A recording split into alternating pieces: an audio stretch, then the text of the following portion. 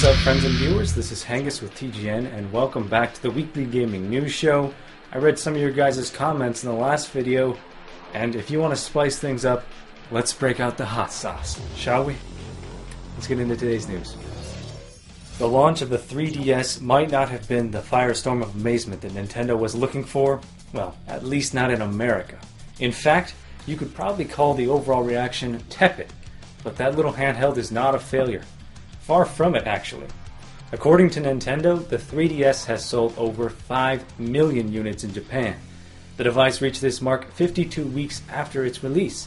This makes the 3DS the fastest selling console in Japan history. It beat out the original DS and the Game Boy Advance to claim this title. So, do you think Nintendo has a pretty solid grip on the handheld market?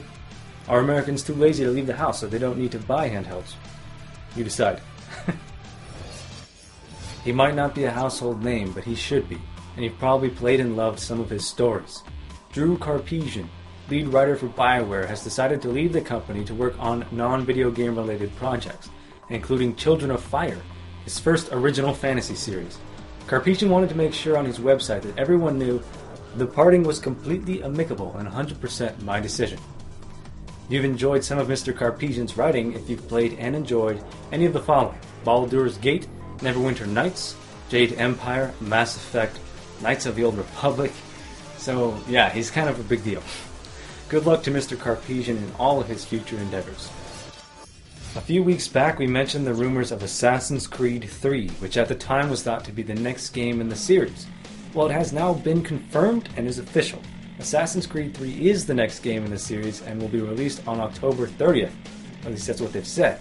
Sadly, we have no other solid information on the title, as Ubisoft is being tight-lipped on the sequel. It can be guessed that the new game will star a new assassin and wrap up the current story arc, but nothing is confirmed. As always, we'll keep you updated on this news as it develops. In Rift's 7th major update, they added in player marriages, and after recently going free-to-play, decided they were going to go for a world record. Most in-game marriages in a 24-hour period. Yeah, Guinness tracks everything. Last week on Valentine's Day, 21,879 marriages took place in the MMO. Who says gaming isn't romantic? Forever alone, anyone? We're still pretty early in 2012, and it's only a few months since the release of Modern Warfare 3, but gamers are already clamoring to know what the next title in Activision's yearly shooter will be. Well, the rumors are stirring, and the thought is that this year's Call of Duty will be Black Ops 2. Amazon France briefly published a listing for Black Ops 2 before quickly removing it. Whoopsies. This, coupled with Activision's recent acquisition of BlackOps2.com, are leading many to believe that it will be the next game in the acclaimed series. No word from Activision on this issue, but we will be sure to keep you posted. Are you running out of things to do in Skyrim? Probably not, but that doesn't mean you aren't interested in what's next for the massive RPG. Bethesda's Todd Howard told Kotaku that they were taking a new approach to downloadable content.